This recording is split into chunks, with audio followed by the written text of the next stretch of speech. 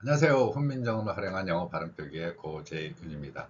오늘은 영어 발음 표기가 아닌 인도네시아어 발음 표기 원리에 대해서 잠깐 살펴보고 영어 알파벳이 지닌 한계, 그리고 왜 훈민정음 표기로 변경을 했을 때 발음이 달라지는지 이 내용을 살펴보고자 합니다. 최근 안타까운 소식이 좀 있었죠. 인도네시아의 중부 자바섬, 자바라는 큰 섬이 있는데 그 중간 정도에 있는 곳에 무라비라는 화산이 있습니다. 이 화산이 폭발하면서 인명피해까지 있었다고 하는데 참 안타까운 소식이었습니다. 화산섬들의 특성이기도 하고 환태평양을 중심으로 한 섬나라들에게서 화산 폭발이라든가 이런 일이 일어나는 경우를 종종 봅니다. 오늘은 그 인도네시아어로 표기된 무라비라는 산, 무라비라는 화산 폭발된 그 산의 글자 표기의 원리를 잠깐 살펴보고자 합니다.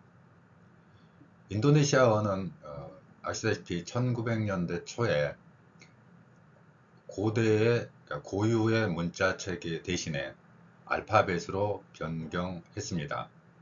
그리고 그 후에 알파벳으로 표기하면서 글자 표기와 소리의 불일치로 인해서 여러 차례 문자 개혁을 또 진행했던 과정을 거쳤습니다.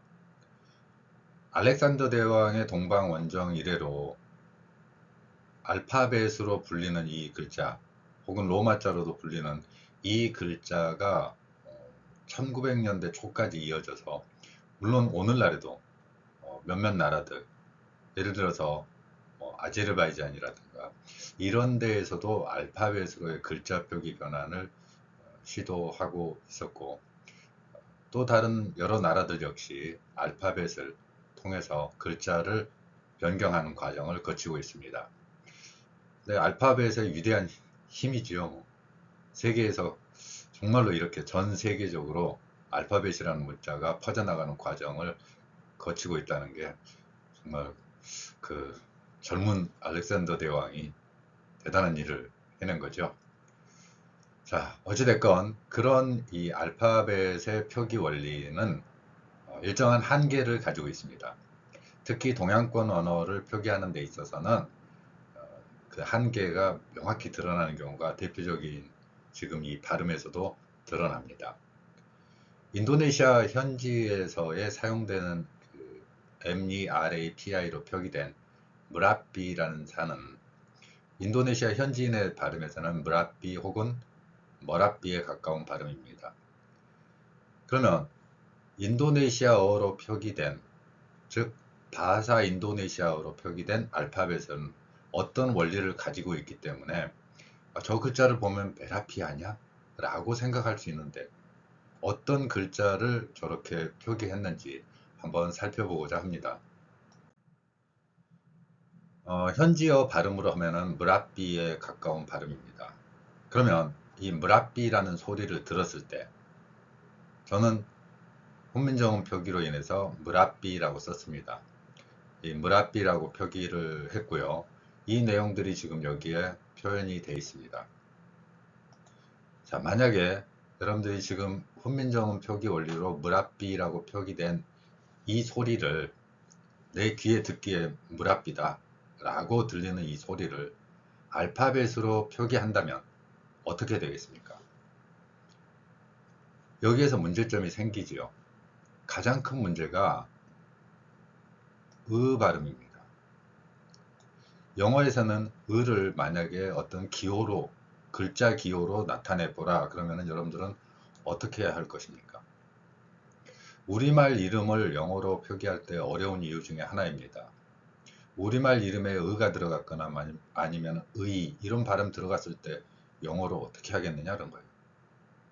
바꿔 말하면 알파벳 표기가 의에 해당하는 글자를 가지고 있지 않기 때문에 차선책으로 선택한 게 영어의 이입니다. 또한 의에 비슷한 발음으로 머라비라고 발음하는 사람들이 있습니다. 그러면 현지에서는 어 발음을 하고 있는데 이 어 발음이라고 하면은 또 영어로 어떻게 표기할 것인가? 의와 어의 모음을 영어 글자 알파벳으로 표기한다면 어떻게 표기할 것인가 하는 것입니다. 여기에 대한 대책이 영어에는 없습니다. 자, 발음을 독립된 소리로 분류하지 않기 때문에 생기는 현상이고, 제가 다른 동영상 강의에서도 여러 차례 강조한 것처럼 동양권 언어를 표기함에 있어서 가진 알파벳의 한계입니다. 알파벳 표기로 은하 어를 여러분들이 표기하려고 그러면 머릿속으로 떠오르는 어떤 글자들이 없습니다. 따라서 알파벳에 있는 모음 글자로 통칭되는 5개의 글자 A, E, I, O, U 중에 하나를 선택을 할 수밖에 없습니다. 그러면 인도네시아어에서는 은하 어 발음을 에로 통일하고 있는 것이죠. 의가 인도네시아어에서 존재하지 않는 소리가 아니라 명확히 존재하는 소리이기 때문에 그렇습니다. 간혹 인터넷에서 유튜브나 이런 동영상을 보다 보면 모음이 없는 언어로서 체코어가 표기되기도 합니다. 그런데 과연 체코어는 모음이 없을까요? 라는 생각을 해봅니다. 전체가 모음이 없다는 게 아니고요. 모음 없이 발음할 수 있는 소리. 길게 소리를 내는 그런 경우가 있다는 이야기입니다. 대표적으로 이제 체코어에 모음 없이 돼 있다. 찾아보셔도 될 거고. 근데 체코어가 이렇게 모음 없이도 일정하게 길게 소리를 낼 수 있느냐? 그들의 언어 구조에서는 을을 모음으로 인식하지 않기 때문에 생기는 것입니다. 그 의가 존재하느냐 안 하느냐, 이 의에 대한 소리를 분류할 수 없다는 것이죠. 이러한 특성은 18세기, 19세기에 알파벳으로 소리를 표기할 수 없다고 생각했던 많은 학자들이 발음 기호를 개발하게 된 원인입니다. 그래서 알파벳이 가진 한계 때문에 소리를 표현할 수 없다. 그러면 대책은 뭐냐 해가지고 나온 게 바로 발음 기호입니다. 그러니까 여러분들이 공부할 때 알파벳을 써놓고 그 다음에 또 어떻게 해야 됩니까? 발음 기호 봐야 돼요. 또 발음 기호는 이상한 글자의 모양도 많고 이거는 실생활에서 쓰이지도 않는 글자인데, 자, 이런 한계를 갖기 때문에 우리가 영어를 주요 언어로 선택했을 때 발음의 한계를 가져오는 것입니다. 게다가 우리말에 없는 소리까지 막 표현되고 있기 때문에, 그럼 이런 소리들을 내가 인식하고 좀 쉽게 이해할 수 없는가 하는 게 제가 지금 발음 표기로 나타내는 원리입니다. 훈민정음에서는 이런 소리까지도 전부 간직하고 있다는 거죠. 물론 영어에 없는 소리, 의나 어와 같이 우리말 글자에서는 존재하지만 영어에 없는 소리는 알파벳으로 나타낼 수 없지만, 반대로 영어에 없는 소리는 훈민정음 창제 당시의 표기 원리를 적용해서 제가 1995년부터 그 개발한 글자 표기 원리, 예를 들어서 th 발음 안에는 디귿 아래 작은 동그라미를 친다던가 아니면 시옷 아래 작은 동그라미를 치는 이 2개의 소리로 표기를 변경시켜 준다면 우리말에 없는 영어 소리도 충분히 표기 가능하다. 예를 들어서 F 소리 같은 경우 윗니로 아랫입술을 문다는 발음 원리를 설명을 하고 피읍 아래에 작은 동그라미를 치는 글자, 이러한 글자를 몇 개만 추가한다면 표기 원리는 그대로 두고 소리만 바뀌는 그런 과정을 표현할 수 있다라는 게 제가 지금 계속해서 말씀드리는 내용입니다. 자, 다시 인도네시아어로 돌아와서, 인도네시아어는 그 넓은 나라들의 섬, 그 넓은 나라의 섬들을 하나로 묶어내는 힘을 바로 언어에서 만들었습니다. 언어로 전 지역, 인도네시아 그 광활한 땅들을 하나로 묶어내는 힘을 발휘하게 되었고, 그래서 인도네시아에서는 다양성 속의 통일이라는 그런 국가적인 구호를 가지고 있죠. 비네까 뚱까리까라는 이런 말이 있는데, 이러한 표현들이 바로 이제 인도네시아어 표기에서 알파벳으로 통일하고 섬의 다양한 여러 술라웨시라든가 깔리만탄이라든가 이런 나라들 섬들까지 전부 포괄하는, 단일 국가로서의 힘을 갖게 된 것이죠. 그 중심에 바로 인도네시아어라고 칭하는 바하사 인도네시아가 있습니다.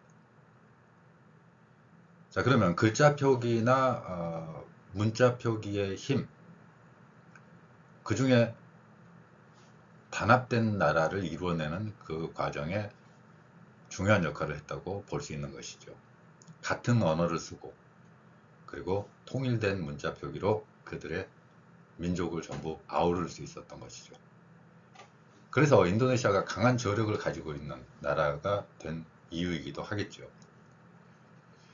자, 그러면 인도네시아에서 은하 어 발음을 못하니까 알파벳으로 표기를 할 수가 없기 때문에, 그러면 발음은 어떻게 하고 어 발음을 어떻게 하느냐.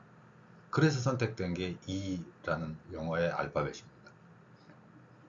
따라서 인도네시아를 읽다 보면 어떤 경우에는 발음을 해야 되고 어떤 경우에는 어 발음을 해야 되고 또 어떤 경우는 에 발음을 해야 됩니다.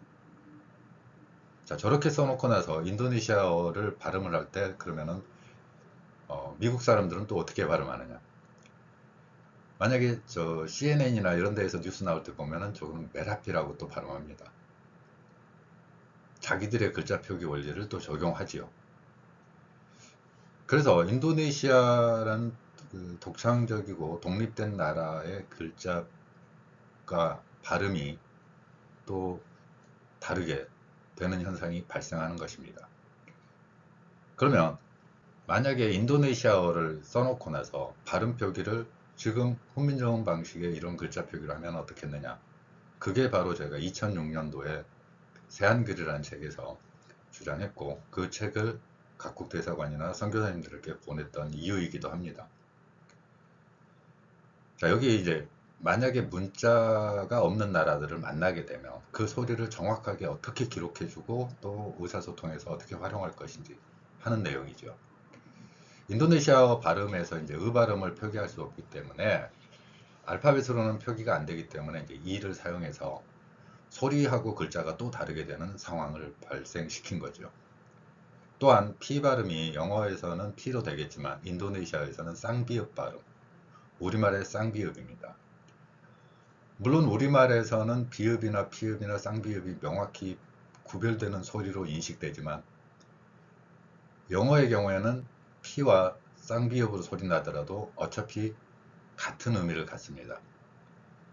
이것을 언어학적으로는 변별음이라고 하는데 의미의 차이를 가져오지는 못합니다. 다만 그런 소리를 우리는 한국인들은 들을 수가 있습니다. 제가 머라피라고 하는 것과 무라피라고 하는 것과 무라삐라고 하는 것과 여러분들은 구별이 된다는 거죠. 자, 이러한 언어 구조, 뛰어난 언어 구조와 글자 표기를 한국인들이 가지고 있습니다.